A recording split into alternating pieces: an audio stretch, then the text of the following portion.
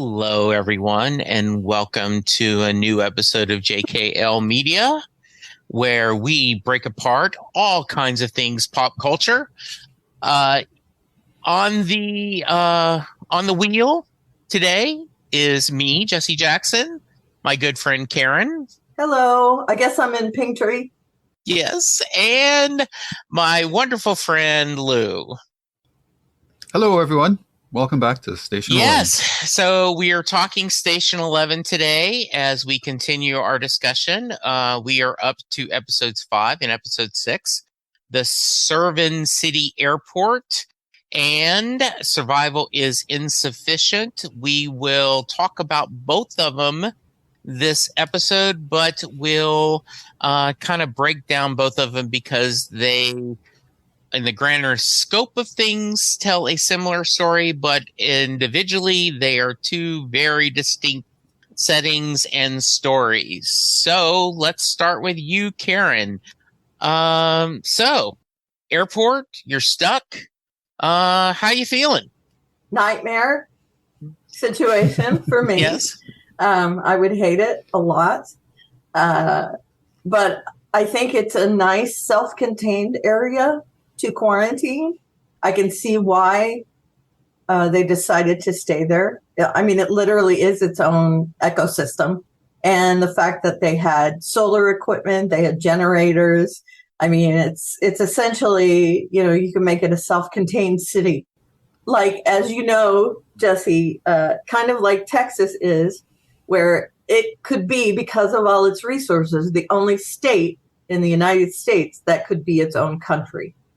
Yes. No other state can do that because, Texas has oil. It has all kinds of agriculture. Anyway, an airport would have, a lot of the things a society would need to run a city. Yes. And that was a big deal for me, having it be plausible, I guess. There's a lot of food there because there's probably 50 restaurants, so each of them has a month's worth or more of food that they can portion out. As Clark said, right, we've hit the lotto. Right, exactly right. I have to say that Clark has become a little less likable to me. This episode kind of painted him as an opportunist. I mean, if that's a good word for him, let me know. He sees a situation where he can control what's happening, along with Elizabeth, who he doesn't really like. But, he sees that Elizabeth has influence. She's an actress that people know. Tyler, who is making really smart decisions. Let's download the internet. Let's do this. And then Miles. Miles, who knows the ins and outs of the airport. The technical part of this. Right. So we have those 4 people, and he aligns himself with the other 3 and becomes the de facto leader because he doesn't have any of those good qualities. He feels like he has to either be the leader or follow the leader, and he'd rather be the leader. And I thought that was interesting. Also, a little bit of an appearance by Enrico Colantoni as the agent, I guess. Yeah. So Brian was Elizabeth's agent. As we learn in the next episode, he went away and he came back, but he doesn't remember a lot of what happened. So I guess that's explaining how he lost his accent, how he's not really attuned to what's going on. He seems a little PTSD. Yeah. Yes, Evie. Yes. and disconnected.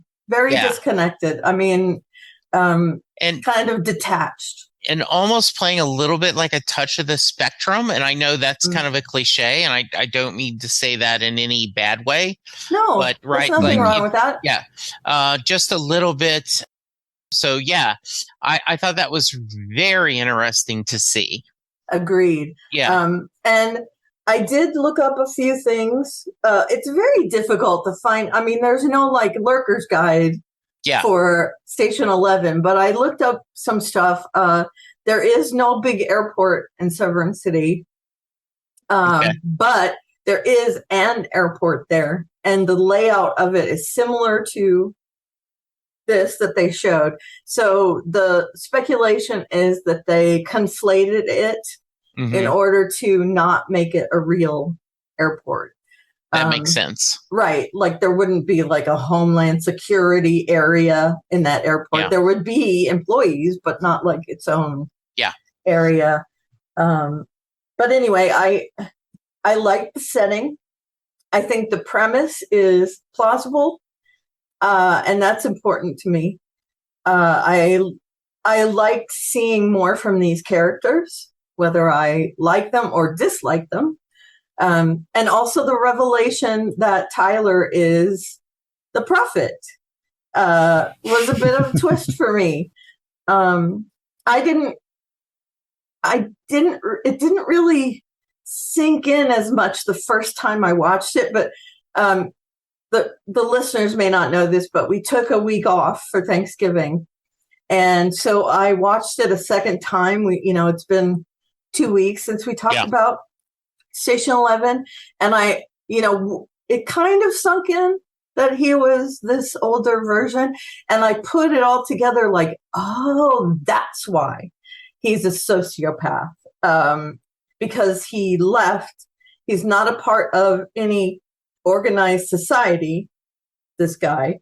And he's smart as a kid.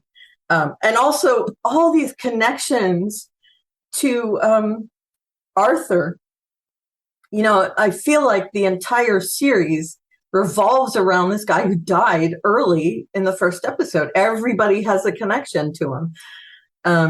At least all the main characters. I mean, like, Gil didn't and all that. But, the main characters all have a connection to Arthur. The author of Station 11, our main protagonist, Kirsten, studied under him, I guess you would say, because she learned a lot about Shakespeare from him.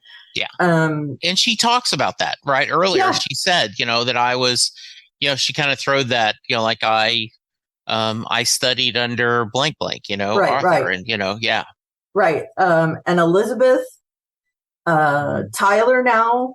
Yeah. And, Clark. Yeah. How many people? So I'm guessing that he's the crux of everything that happens in the story. So again, I might be wrong. No, but so far it looks like, that's where we're seeing it from, like the people that revolved around Arthur. And it's so diverse.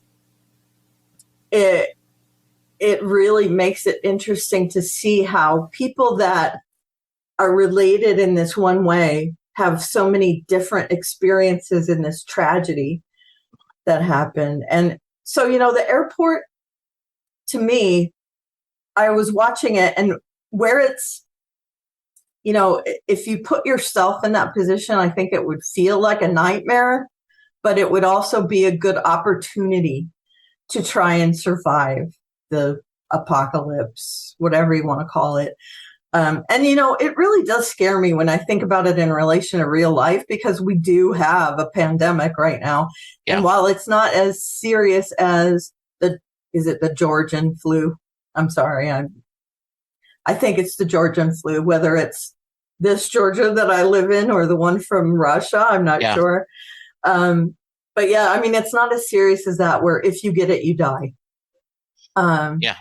But I mean, there is a bit of a correlation to real life, even though this book was written long before, 2014 or something like that. Yeah, I don't know for sure. And I know that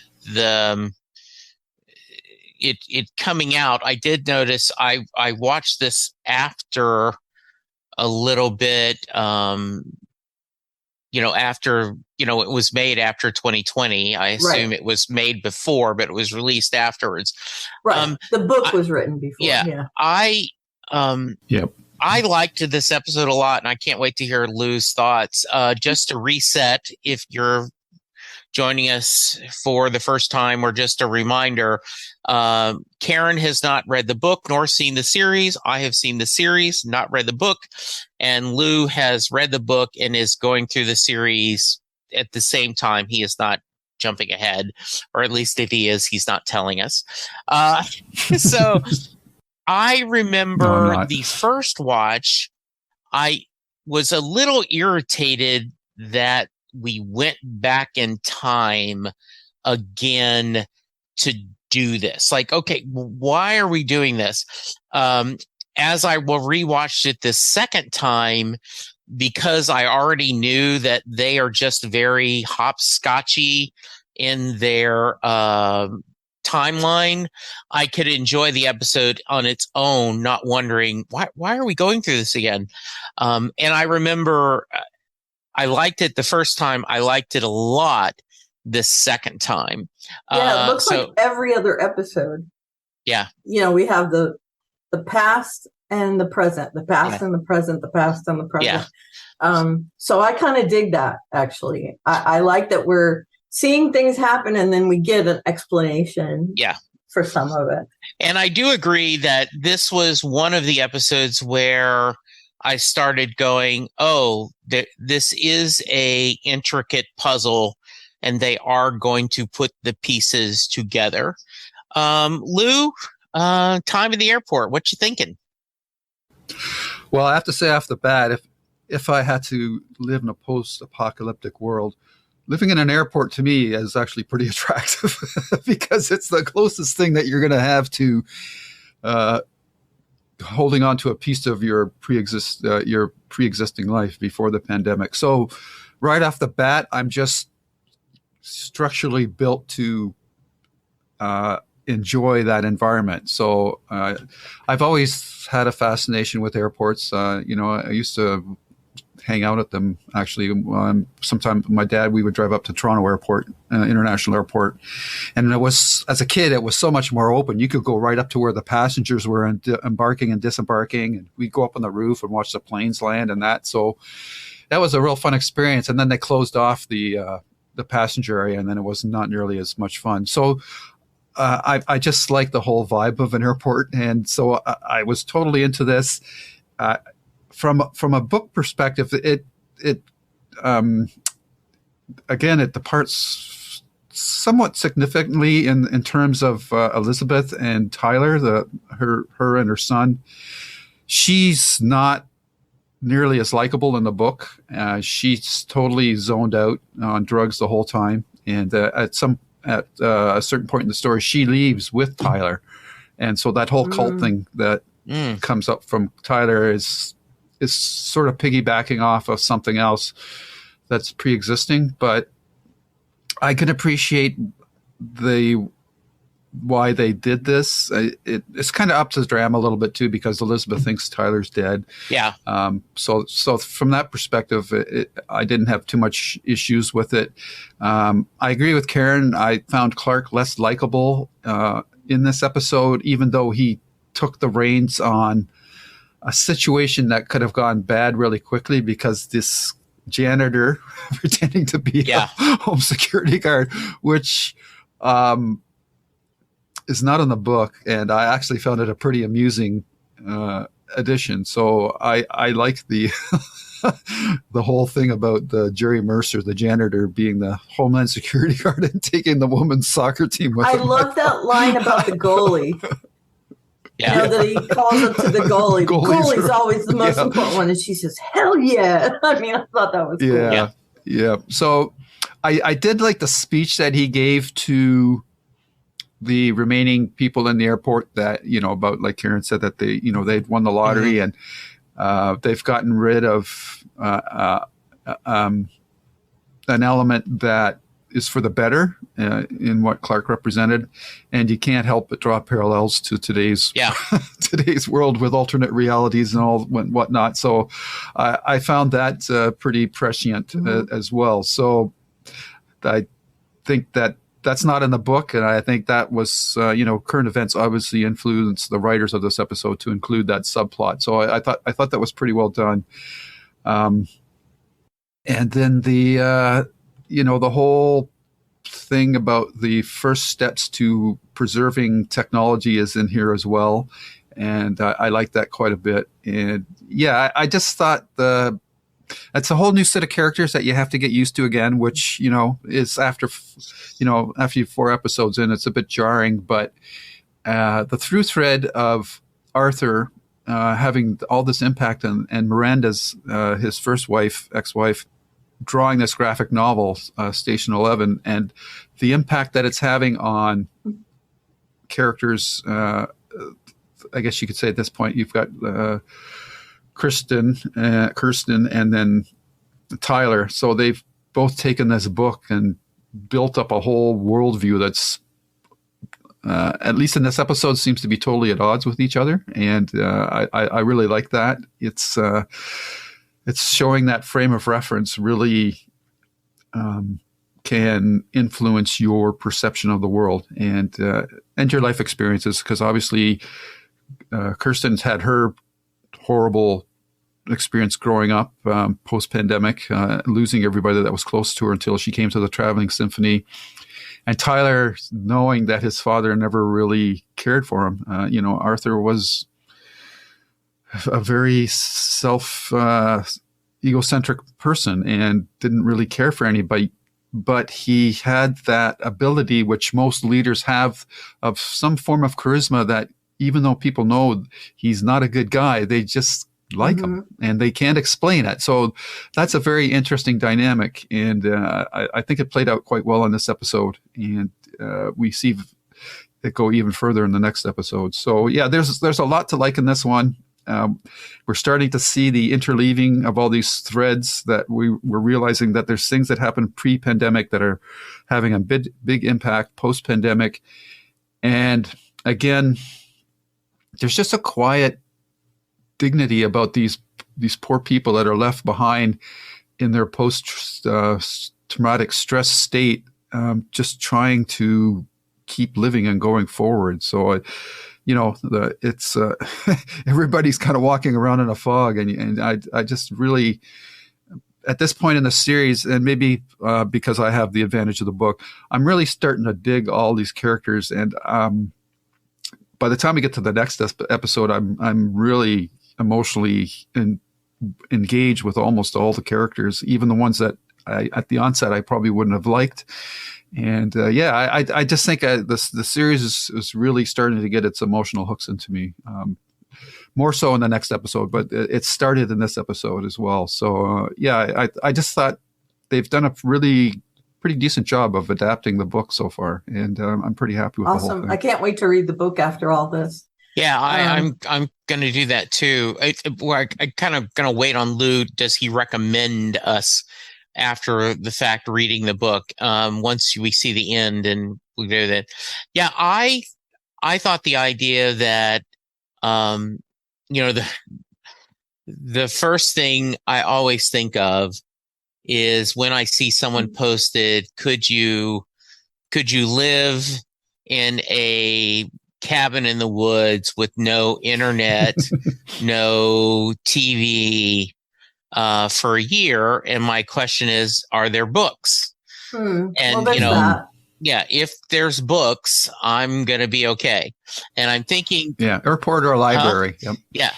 And I could live in an airport or a library. Yes, exactly. And I was thinking, it's the food problem in a library. So yes. Yeah, exactly. But the airport would have, almost all major airports have a used to be called Walden's, bookstore. But there is a bookstore, right? Right. And so therefore there would be books to read. And I would be interested in reading a novel just set in an airport after a pandemic about how do you build the society and what you do.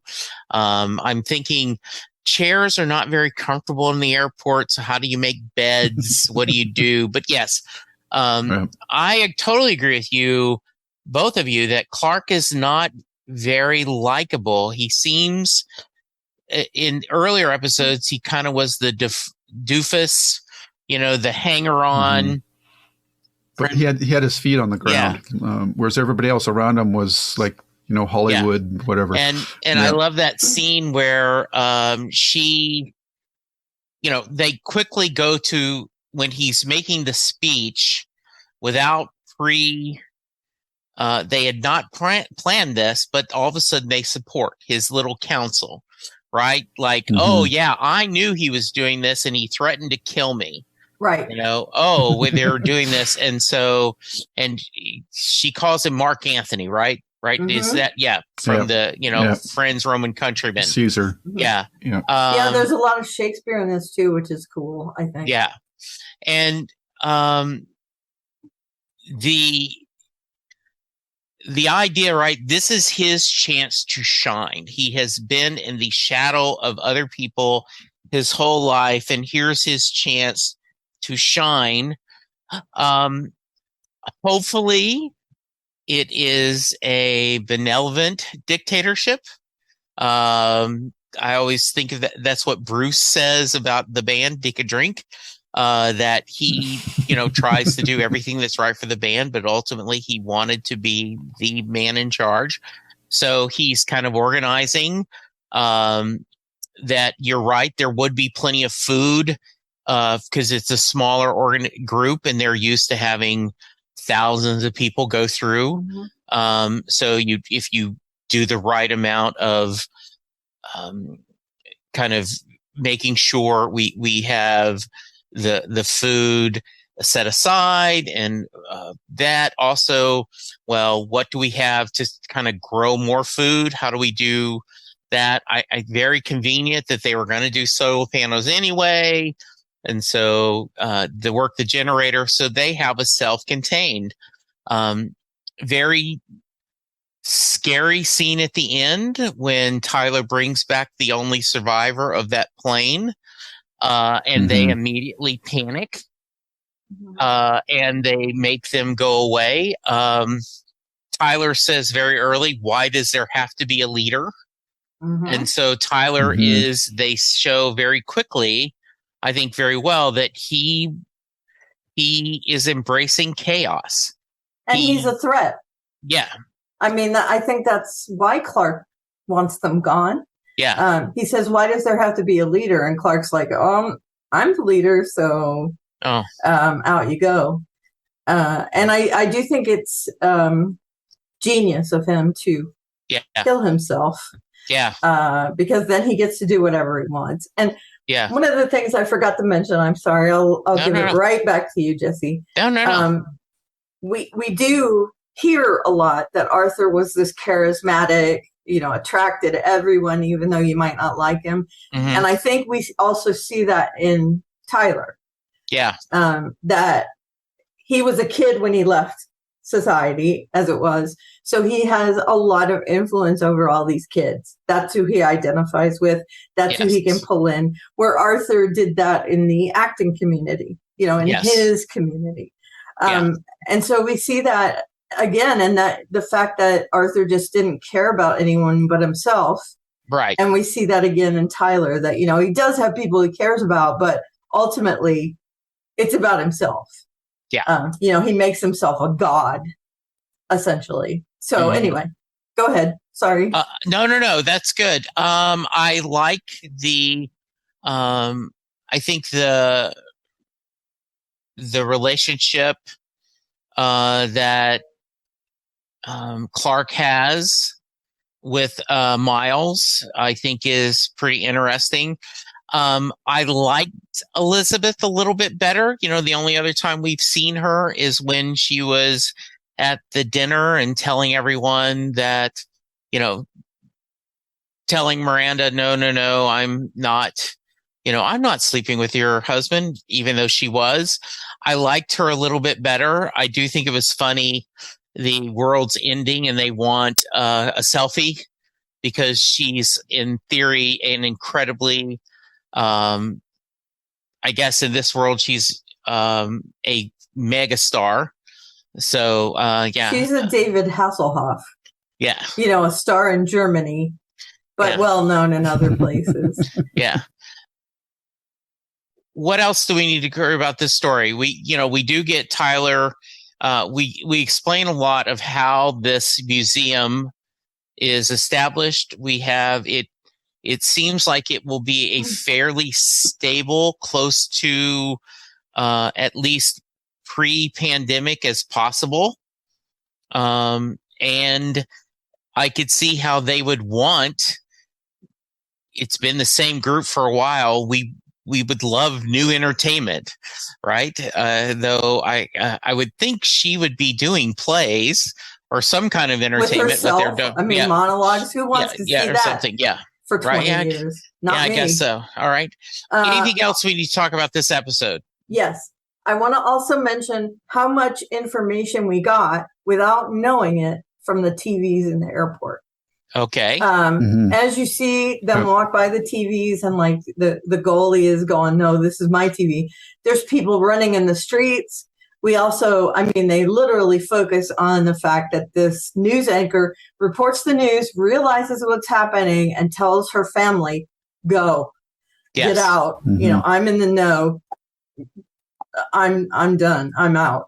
But you also see background shots when the electricity is still on and things are broadcasting of all the running in the streets, the mayhem. We see captions on the news. And the fact that, if you get this flu, you're dead. Yeah. And we really get a lot of information without realizing it from all those background scenes, which I love. Again, it's show, not tell. Which is great. A really good job of showing how the world, because like the last thing we've seen, they're all in, we've seen the apartment. And so we have not gone from the pandemic to 20 years later, right, where everything is gone. So, yeah, I think that's really, I do agree with you. That's very much show, not tell. Right. Very creative way, because if you're watching MSNBC, you're a liberal. If you're watching Fox News, you're conservative. If you're watching CNN, you're in the airport. Right. It's the old joke. Exactly right. And I think that's, like you said, it's genius, because then we don't have to have all those scenes of running in the streets and all that. We don't need to see that. That's The Walking Dead. We've already had that.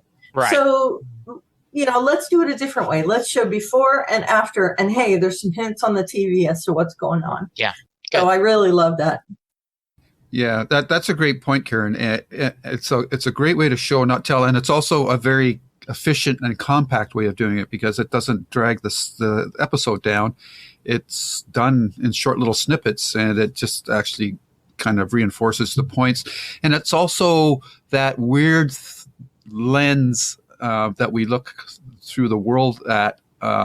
In a large part, we get most of our information through screens, and there's this distance between us and reality that, even though we know that what we're watching is real, it's still that you're isolated from it because you're in your home environment or whatever. So, and that's a lot of what this series is about too, is because they all know what's happened, but in each their own unique, specific way, they're reacting to it differently, building the alternate realities, forgetting. However they're dealing with it. And I just love the little beats, like what could be played up for real corny, big dramatic moments. They're very subtle under key. Like the one girl says, "No more internet." Yeah. Like I just, like those little beats like that. Like, so yeah, I think that the show, it's like listening to a acoustic version of a really powerhouse rock song, that when you're with a group of people, you want that big, emotional, overpowering thing. But when you're by yourself, it's just this quiet, like background reading, studying kind of music, which is which is the vibe of this story overall. And I think the book and this miniseries are doing a great job of that. What a great analogy. Yeah. Everlong by the Foo Fighters is so much better as an acoustic version. And I feel like, they want this to be their acoustic version that's better than real life. So that's really cool. So I am assuming when they say download these articles, saving them as PDFs on a hard drive. What how do you think there's? Okay, that's the only way I can figure it. Okay, because otherwise they do have power. Right. So yeah, they do have power, right? And they then based on the solar panels and the generators, in theory, they will always have power. Right. Right. Right. Yeah. And whether you're not connected to anything or not, you can read a Kindle. Yeah. Whether you're connected to the internet or not. Yeah. I mean, once you download it, you're right. Right. Yeah. So saying, download as many manuals as you can. I mean, you can't. I wonder if they printed them though. I don't. There's a lot of printers in there, might be too. So or transfer it to one of the computers there. Yeah, we made a joke. Somebody said one of the talk show host is older, and you're like, they always make fun of Norm going, "Can you download the internet for me?" So, well, you actually can. Yes, I mean, absolutely. But yes. Not the way they're thinking. You're right. But this is really smart of him to download. To come up with that at such a young age, just to say to yourself, society is going to break down, so we need all this information. Yeah. I think it's brilliant, and it doesn't take much. No. To download it. No. And to be fair, I mean, Clark is setting himself, but he is helping others. He isn't doing like the guy who was the fake security, Homeland Security. He just wanted his own harem, so that's why he was doing this. So you notice he didn't go to the nuns. No. He went to the young chicks that were fake. Yes. So while that was a funny beat, like Lou said, it's also terrifying to think that there's going to be. I mean, there's people like that. Yeah. And for them to take advantage of this, to say, "Hey, I'm going to have my own sex slaves. Yeah, let's go to the keys." Yeah. And then we get also and then we'll move on. Tyler, why does there have to be a leader, and why do we want to bring back society? And I don't quite understand why he is that against society at this point. His life sucks. Yeah. Okay. His dad has ignored him. His mother doesn't care about him. He's medicated. Right. He has a nanny that has left him. She went with the dude. The pilot left. Everyone has left him. His life sucks. Why does he want to live in that world? Yeah. Let's ditch all that. Okay. So I think that's part of his motivation. All right, that sounds good for sure. Anything else before this one? We want to wait and rate them both at the end, or we want to rate this one then move on? No, let's rate this one, and then we'll rate the other one at the end. All right, Karen. I'm gonna give it 8.5 Switch controllers. Oh, nice. Lou? Yeah, I'll give it a 8. What do I can't really think of anything. Airport chairs. Yeah. Okay. Yeah. I don't know. 8 fake Homeland Security guards. Yeah. I'm going to give it a 8.5. Smoking in the non-smoking area. Good idea. Like, what are you? Yeah, what are you doing? Give a crap. Right? Like, hey, the world's ending. Where do we go? All right. I love that the first thing he does when he realizes they're going to be cut off is get blindingly drunk and smoke. Yeah. I mean, how much of a hedonist are you? But yes. It's very cool. All right. So we go back. Our next episode, Survival is Insufficient. In a lot of ways, this is a transition episode. We get a lot of different things, storylines going on. Kirsten leaves to try to find the prophet. The conductor accepts the invitation, though I do love the idea that they're just storming, and this guy finally shows at the right time. Hey, we have heat. We have food. You know what? why don't we go there? So, Karen, once again, we're going to start with you.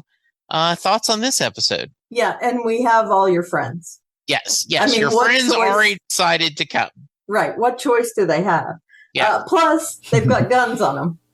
Yes. You know, the goalie's there with a submachine gun, and Enrico's got his gun. Yeah.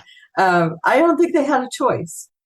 So, and, you know, he promises, you know, we can get your glasses. We can, you know, do all this stuff. Why not? I'm done. You know, exactly. Things are bad. Let's go. Right. I appreciated the fact that we understand why they could run through the minefield now. They're all gone. The mines are gone. They've been dug up. And so that, you know, that was something that I was like, that's unbelievable that they'd be able to go back and forth across this minefield without, you know, hitting any of them. Yeah. Well, yeah, they would if they're all dug up and taken. I thought there was one weak part where they just kind of waved away that Alex didn't leave. She, you know, she was thrown by the horse, so she's been here the whole time. But, you know, we didn't tell you, Kirsten, who was worried about it. I think that's weird, but, I mean, I understand she might not have gone off unless Alex was gone. I also, I thought for a minute that Alex was her brother, and she was looking for her brother. I don't know why I thought that, but I did. And that she had helped name the Alex in the future after her brother. Okay. But again, that's, you know, she was actually looking after this Alex. And I'm just telling you that because I was confused by that scene where she's a girl with Gil, and Gil is talking about doing Shakespeare and all that.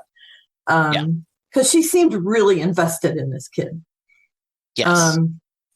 And again, we see that she's lost everyone.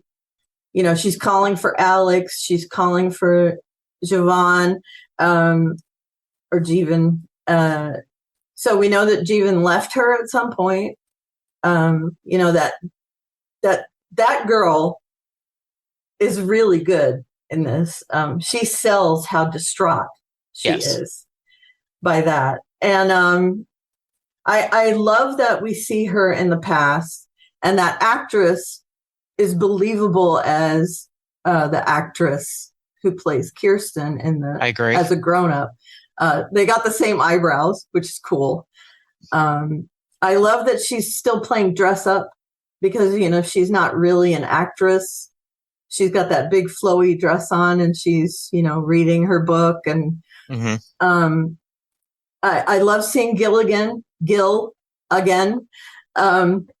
because, you know, I liked him, and he died. So it was cool to see him again. And, you know, I mentioned in the earlier episode that we just talked about how they go back and forth. Every other episode is different. But in this episode, they did show a little bit of that, you know, barely post-pandemic, and then 20 years later post-pandemic.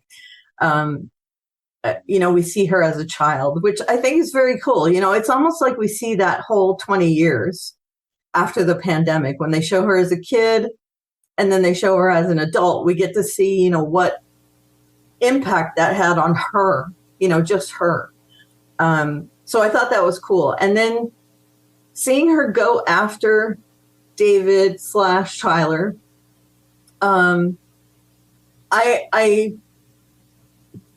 I liked how they showed that she stabbed him, but it almost like wasn't a personal thing. It was, you know, she thought that it needed to be done because he was threatening their traveling symphony. And when she gets to him, she's like, yeah, I should have killed you, but, you know, I was a little bit off with my weapon. But she's very matter of fact about it. You know, it had to be done. I'm sorry, but it had to be done. And, you know, she brings him the antibiotic, but she doesn't hand it to him. She kicks it over to him. So I feel like she doesn't really want to kill him, but She definitely wants to incapacitate him. And if he dies, all the better. But I do think she is super intrigued. Neither of them know why the other person knows about Station 11, but they're asking in veiled ways, how did you learn about it? And neither of them wants to tell the other one how they learned about it. So while they appreciate that they have something in common and she feels a connection to this community because of Station 11, she also doesn't want, she wants to keep it to herself as well. So I think that's very cool. She's suspicious of him because she thinks she has the only copy. He's suspicious of her because while he may not think he has the only copy, because I don't think that was told to him, I think he regards it as something that's his because he's never run into anyone else. And it's his religion. So to have someone have the same knowledge is perplexing to him. And I love how that's how they make sure that she is someone to trust, that the fact that she has memorized this book. I think that's cool. And it reminded me so much of any type of show where kids make their own society. There was an episode of Star Trek like that. And, on the funny side, there's an episode of Futurama that was like a little, and they realized they weren't really in the future. It was just these kids playing. But I like that kind of conceit where kids, they don't have any idea how society is supposed to run, but that just makes it easier for them to make their own society. And especially since Tyler, decided to lead them, and he knows that he has a self-contained society that doesn't care about the past. Mm-hmm. So again, it's him eschewing the past and saying, that part of my life sucked. So, let's go on from there. I thought it was sinister. And I think this is part of the whole scene in the rain where Sarah decides. There is a gravestone for everyone in the traveling circus there. So that's a threat.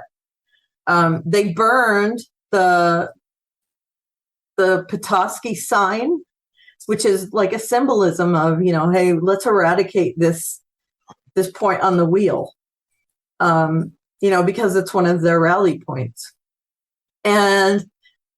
And the fact that, these people show up with guns, they say, well, you're going to accept my invitation. I've told you several times you're going to come with us. And now we're pushing it. It's raining. There's all these reasons why Sarah finally gives in because, she realizes that when they sailed on the road and there's all these threats coming at them and the rest of their friends are there, let's just go. And she's lost her glasses. She's not feeling well. And she knows that if she says, let's go, everyone's going to follow her. So I think she's thinking that this is the way to keep them all safe. Well, let's just go with them. And I do think she's a little bit intrigued about this museum, that she wants to kind of see what it is, especially since it's being pushed on them. I did appreciate that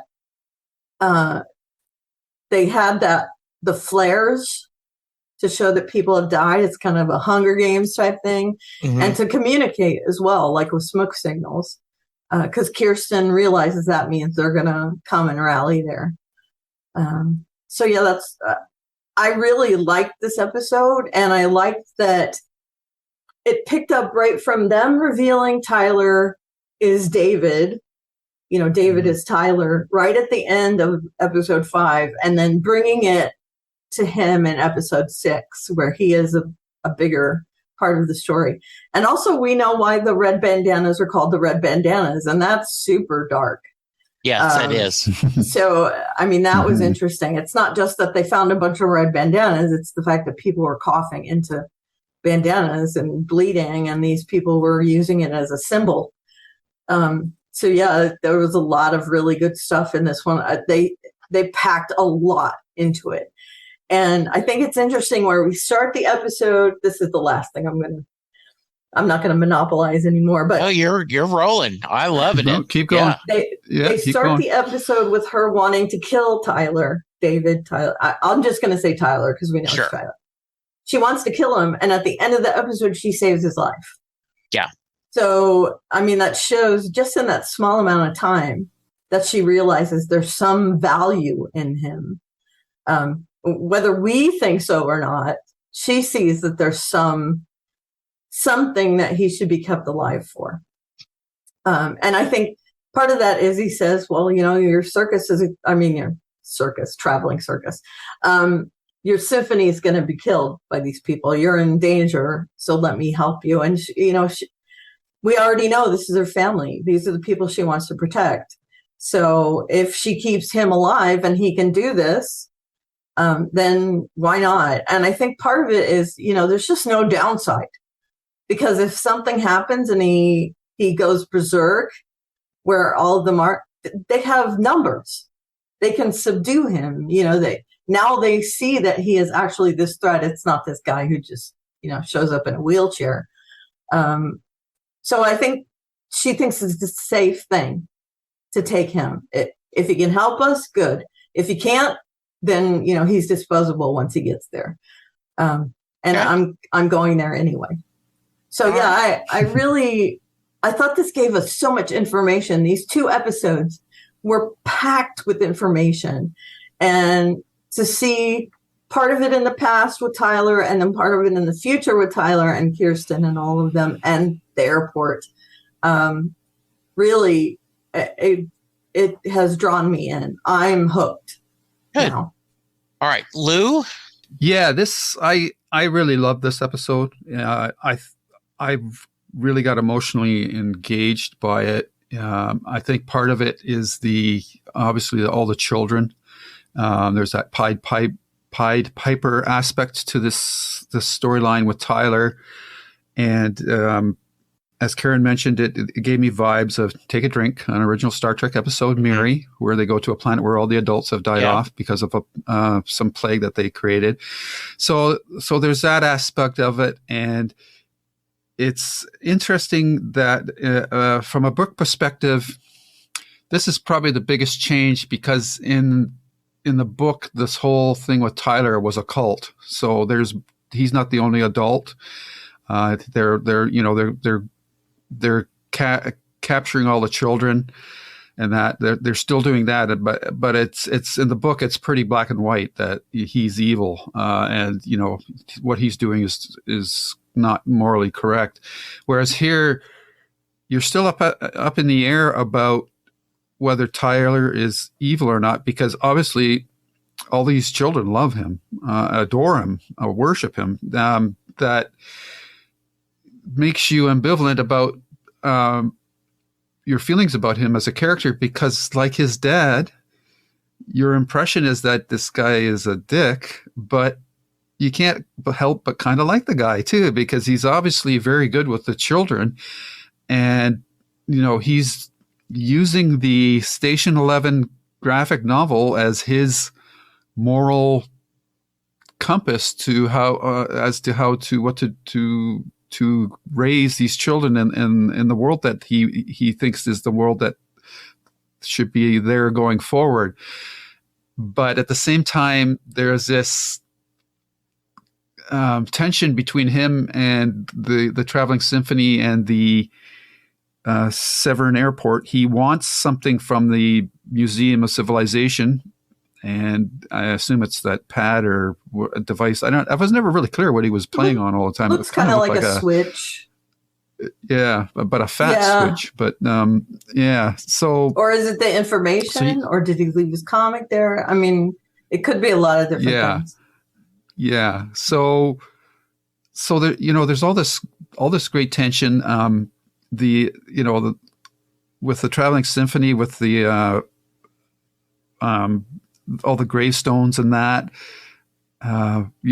it's Sarah who's totally messed up with the loss of her ex-lover Gil, and it was great. I think Karen probably was happy to see David Cross again, and the whole thing with finding out that Kirsten was basically, young Kirsten was raising Alex as a baby. We understand now why she is so protective of her beyond her previous backstory about being abandoned by everybody.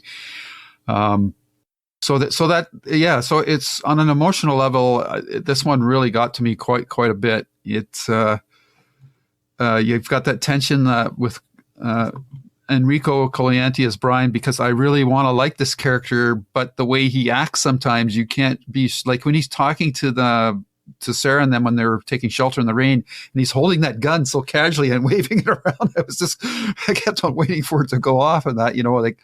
They deliberately stage those scenes that you think that the troop is being taken prisoners, but I just think that was just these characters, Brian, and I don't think they ever gave a name to the other person. Well, she's the goalie.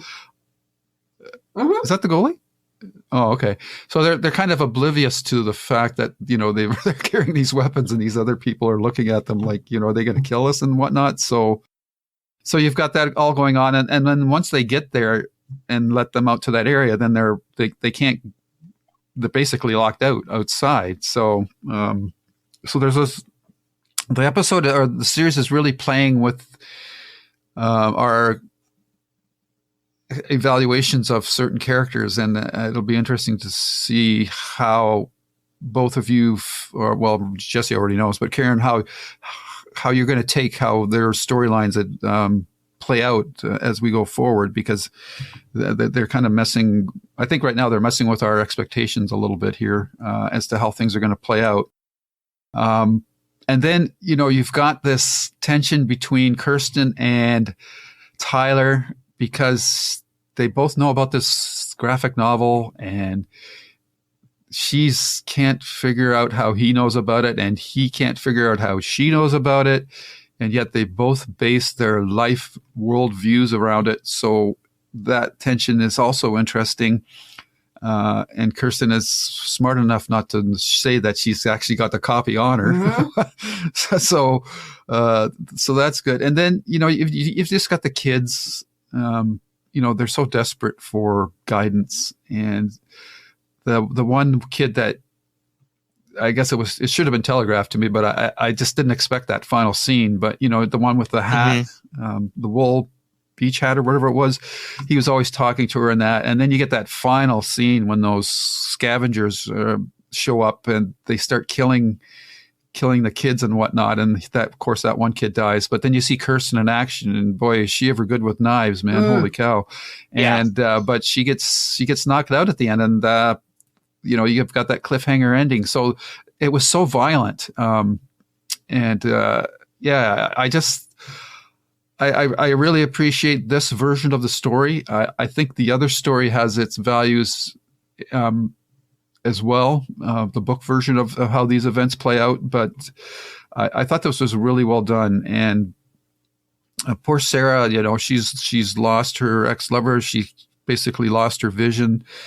She's not doing very well, and again, there's sort of a cliffhanger for how she's doing at the end as well when she collapses, and heartbreak again. These people, like, I don't know if this is symbolism, but when the one guy gets back in, Dieter, and he's trying to help her, and he's calling for help, and all the other people are on the other side of the window, kind of trying to look in. It's sort of like looking through a screen again, right? So I appreciate the changes that they've done. I think it's a good adaptation of the novel, even though it's quite a bit different in certain aspects. But yeah, this episode really got to me on an emotional level that the other ones didn't. And the other thing I would mention is I think that Alexandra finds out from, I think it's Dieter or somebody, that they say that what Kirsten was doing for you was the right thing, and she saved your life. And Alexandra, who's kind of always been poo-pooing everything, I think she's got a life lesson here that she's going to carry forward into the rest of the series as well. Mm-hmm. So yeah, just I just really loved this episode on a lot of different levels. I thought it was really well done. And surprisingly, it's not rated as high on IMDb as it is for some of the other episodes, which is curious. And it's so good. I wonder if it's because it's a little bit of confusion. They go back and forth. We see the adult Kristen, we see the young Kristen back and forth, David Cross, the things. I was at least at first a little confused. Then I did think that was a nice moment with David Cross, the Gill, that, this baby that runs off all the time, you're okay. Her feeling guilty about because she was busy reading and not paying attention to her, little sister or charge. So I thought a nice moment. I thought the scene around the campfire where David or Tyler, was quoting from the sacred text to do a fire escape. There's always a sacred text, fire escape, where they're all pointing at the right time. I mean, they're all, and you see a shooting star, and it was just really well done that, because, at first you're thinking David, the prophet, is a villain. I mean, they've stolen children. They're making children with bombs and all this other stuff. But now then you see a softer side of him and a caring side. What is he trying to build? Same thing. After last episode, the airport, the museum seems like a safe place. So, but then why are they having guns, and why are they doing, like this feeling? There is a lot of back and forth. I also have questions. Why, if they bring them there and they said you need to go through quarantine, well, why quarantine? Is the idea they're still afraid there at the airport that because they've been sealed together that there may be people who are carriers to this flu, and that's what they want to check? I also don't understand why they would, I guess maybe the door automatically locks. It isn't something they specifically are doing. It's just, but you would think, let's have that disengaged because they're screaming it. Yeah. It appears she's having some kind of either heart attack or some kind of serious, and he's screaming for help. The thought is maybe there was a nurse or someone of any medical experience somehow traveling in the airport that might be able to help, right? There'd be some of you don't know who the passengers were. Like I would be the guy if we need a call center, I'm the guy, I'm not very practical. So I agree with you. These is the thought that two very distinct people read a graphic novel, aka comic book, and it has brought them into two different places in their lives, talks about the power of literature and the power of reading and how you adopt it. And you see there, as we've watched this far, there was the scene where Tyler was staring at that book on the airplane, and that's all, during the when they had them in isolation, quarantined, he just did nothing but read that book over and over again. My right. sister went through a point where she read Heidi over and over again. I was like, Rita, you don't want to read another book? No, I'm just going to read Heidi again. And she would just, go through that over, like she'd finish it and then start all over again. And, Kristen, just over and over again. This book was something which makes me want to read the actual Station 11 graphic novel. I really, and I don't think it exists in real world. And I don't think, I don't think the writer even, I mean, I'm sure in their mind they have a rough idea of what story it tells, but the reality is if you don't, you can use it whatever you want. If you don't, you can change the story to work through that. I agree. This was at one of the points where I went, okay, this is starting to click. I'm starting to see the connections that I've missed the first 4 or 5 episodes.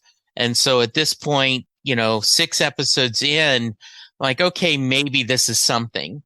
And then from my perspective, 7, 8, 9, and 10, they going through the remaining just gives us a really strong ending. At least from my point. Cool. And I do think I'm glad to hear that you think it's given justice to the book, but it's made it its own thing. Yep. Okay, absolutely. Good. The graphic novel does not fully exist. And it is based on sketches, and she only created the pages needed by the show. Her name is Maria Nguyen. Okay. She is from Toronto. Oh, okay. Good. Or Toronto. I'm not sure how you guys. Yeah. Toronto. Okay. And I do think Toronto. One of the, I don't know if you guys have been, I've been watching this in HBO Max, and built in after every episode, they get like a 4 or 5 minute Station 11 decoded. And it's worth watching. They don't spoil any future episodes, but they do give a little insight. And they said that this episode, Kirsten, the question you ask is, can you be someone who creates, an artist, and a killer at the same time? And does that one push from the other? And she has been through a rough life in this post-pandemic world. She's very good with knives. She's very good. She's not afraid of killing someone, but at the same time, she's a very gifted artist. So I think that's a nice, and once again, I want to give love. Mackenzie Davis was amazing in *Halt and Catch Fire*. One of my favorite series. She just was really good in that. And I think she's been wonderful in this.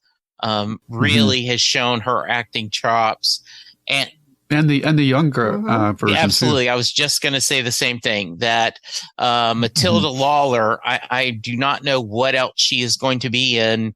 Looks like she is in the latest Santa Clauses. That is, I guess, a new miniseries based on the Tim Allen movie. And she's also in the Gilded Age. So I liked her. She's, I think she's really held her own chops. So good. Agreed. Yeah. All right. Anything else we need to discuss? And a couple of things I wanted to mention. And there was a previous episode, Rosencrantz and Guildenstern Are Not Dead. And this episode are directed by a Canadian actor, Helen Shaver, which you may recall. She was, I think she's in Amityville Horror and, what was that movie? She had a big movie. Was it Wild Hearts? I think something with she was like divorced and she was out in the desert and she has a relationship with another woman. So she's directed these 2 episodes and I think she's done a really good job, especially with this last episode, which has a lot of outdoor on location shooting, which is always difficult to do. So I thought she did a really good job. And the episode title, Survival is Insufficient. Maybe Karen already mentioned this previously when we brought this quote up, but it's not a quotation from a Shakespeare play. Rather, it is a line from Survival Instinct, the September 29th, 1989, September 29th, 1999 episode of Star Trek Voyager. So that's interesting. So this was a really good episode, and I love the Pied Piper subtext that It's not in the book at all, but I thought it played out really well. And as Karen mentioned, the red bandanas, that was a great drop as well. She directed What a Disaster, the Quantum Leap episode that's set in San Francisco during the earthquake. And that was, I've enjoyed the new Quantum Leap. She's done Snowpiercer, Westworld, Orphan Black, Travelers. So boy, person of interest. So Elementary. So she's done a lot. Looks like she is good Canadian girl. Looks like she has stopped acting and just directing, and so well done for her. Yeah, that's nice. All right, Lou, we're going to you rating first. I'm going to give this a very solid 9 wheelchair tracks. Ooh, nice, Karen. 9 pan flute blowing dart guns. Ooh, that was very nice. Yeah. It looks like they were trying to call in reinforcements or something. Yeah, it did. Yeah. But he shot little darts out of it. I thought he was going to call for reinforcements as well, but it was the dart. And also that's like a hanging lantern, right? That she was shot with these darts. So yeah. I'm going to give it 9 out of 10 stories around a campfire. I agree. This was a really good episode and it sets us up for the last 4. So I'm looking forward to making that journey with you guys. No feedback since we haven't released this yet. We are Netflix. We're going to do a group dump when we're finished. So that's great. Karen, if someone wants to reach you, how can they? I'm at Oliveria, many different places, so you can search for me there. And I do have a blog, alleystuff.com. You can find me there as well. Good. And Lou? Yes, you can find this podcast on YouTube at Lou's Reviews. It'll be under the JKLM Media playlist. And you can find me on Twitter at Lou W. Sitzmo or at S King Podcast. Good. And Stephen King won so far, I think he's won 2 of the Goodread Choice Awards, right? Really? Voting is still on the final. He is in the final. Yep. Yeah. Fantasy and horror, I think. Yes. Are the 2. Yeah. So I am really looking forward to seeing that. I loved Fairy Tale. I have not read Gwendy's Final Task yet. I need to read that. So that's the 3rd book. Okay, so I need to read the other 2 first. Yeah. Okay. Yeah. Well, very nice. I'll drop in here since we're talking about it. Yeah. That's the next thing that Lou and I are talking about is the first book in the Button Box trilogy, right? Is that what we? Okay. Yep. So Gwendy's Button Box is the next thing we're going to be talking about. Another short story. Feel free to join us if you want. Oh, no, you're going to be away that weekend. Okay. That's right. That's why we're doing it then, yeah. All right. I will, I may send me a link to what you're going to talk about, and if I may, record some thoughts that you guys can insert. Very nice. Okay. All right. I am at Jesse Jackson DFW. You can hear me talk Bruce Springsteen on Set Listing Bruce. You can hear me talk John Hyatt on Perfectly Good Podcast. And you can hear me every other week talk Doctor Who with buddy of the podcast, Charles Skaggs, on Next Stop Everywhere. All right. Karen, Lou, thank you guys so much. I appreciate it. Thank you, enjoy Jesse. the rest of your weekend. I'm going to bake a cake. Ooh. So, yes. Any special occasion? Just just gonna bake a cake. We celebrate. We spent all day yesterday decorating the house for Christmas, and my son came over to help, and he's a strong back for his 2 old parents. And his only request was, can you bake a cake for me, Dad? So that's what I'm going to do. Awesome. A particular kind? No, just a simple Duncan Hines white cake mix with not a homemade cake, but, hey, cake a homemade cake. Yeah, it's so that's what I'm going to do. Add some sour cream in there or something. Make it your there own. we go. Yeah. Or I'll tell you what I do.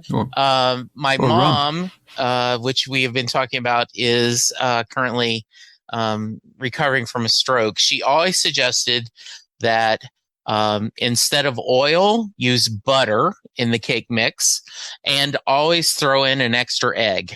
If it asks for 3 eggs, put in 4 eggs. And, or just add a little bit of mayonnaise, which is oil and egg. Okay. That works as well. That. I will have to play with that and see.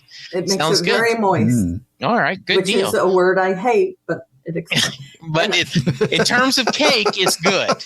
Yeah, exactly. I watch the Great British Bake Off and also Nailed It, which are 2 completely different shows based on baking. Yeah. And every time I watch an episode, I'm like, I need to go bake a cake. And then I think to myself, nope, I'm terrible at baking. I'll pass. So yeah, I more power to you. Even a box cake I can mess up. So that's very nice. All right, listeners, hey, tell us what you're cooking.